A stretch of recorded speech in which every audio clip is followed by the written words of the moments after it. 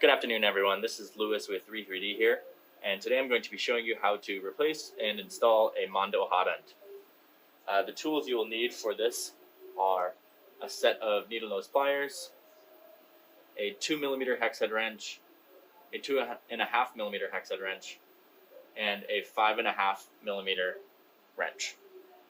So with these tools installed, we can get started. First, you need to make sure that the filament is removed from the hot end on the side that you will be working on. We will be working on the left side today. If the filament is still in the hot end, you're going to need to heat up the hot end, remove the filament, and then let the hot end cool back down.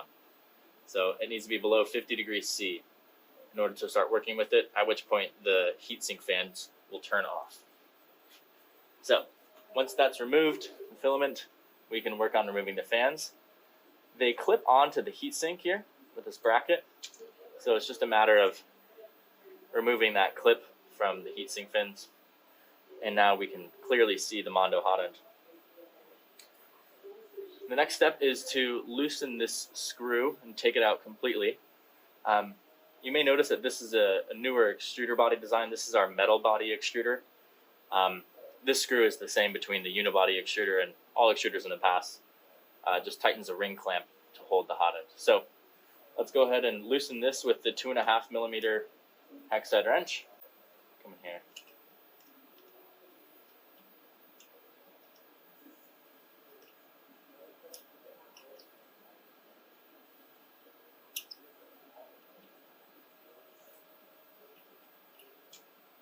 Alright. So go ahead and take that out and leave it somewhere safe. At this point, the Mondo is free to be removed. Alright, great. As you can see, it's still being held on. This is the thermocouple wire and the heater cartridge wire. You need to be careful with these. They are fragile, especially the thermocouple wire.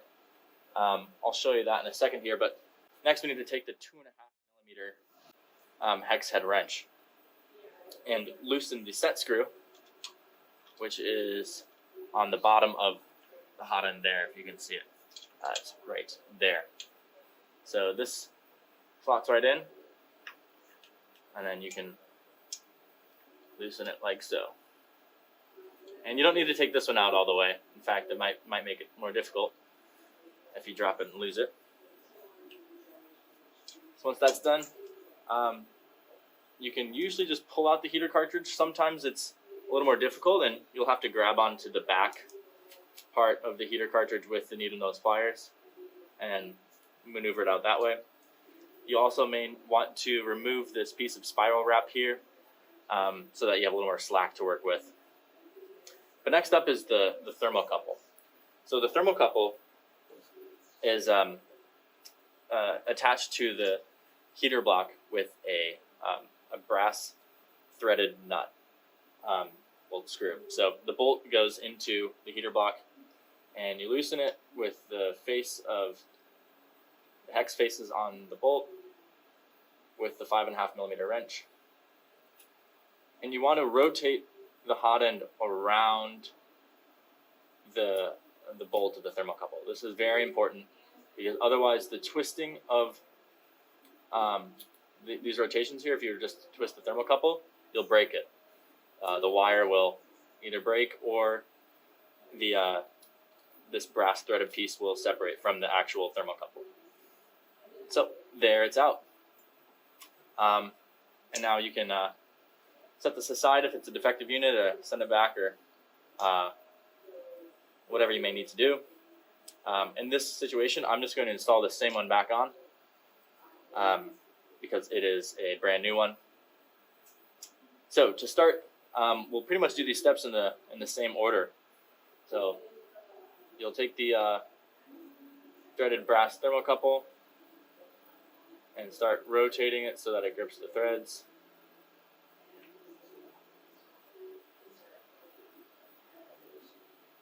Make sure to not cross thread this. Take your time. Alright, I think we got a good start there. So I'm just going to hold it in place a little easier with this wrench. And we'll start turning.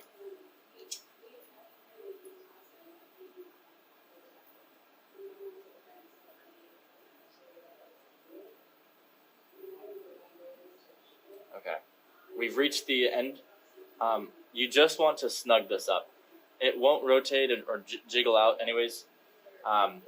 You do not want to over tighten this piece, otherwise you will break it off inside the heater block and render the whole unit useless. So once the thermocouple is in, you'll take the heater cartridge and insert it into the back, just like before. Take the 2mm wrench and tighten that set screw on the bottom that's right next to the nozzle. I dropped it again. You know, it wouldn't be a video if I didn't do it twice. Make sure it's fully inserted. Alright, and torque this down. This one doesn't need to be super tight as well, but you don't want it to come out. Next, insert the hot end back up into the hole of the extruder body. Reinsert this screw at the top. And start screwing it back in.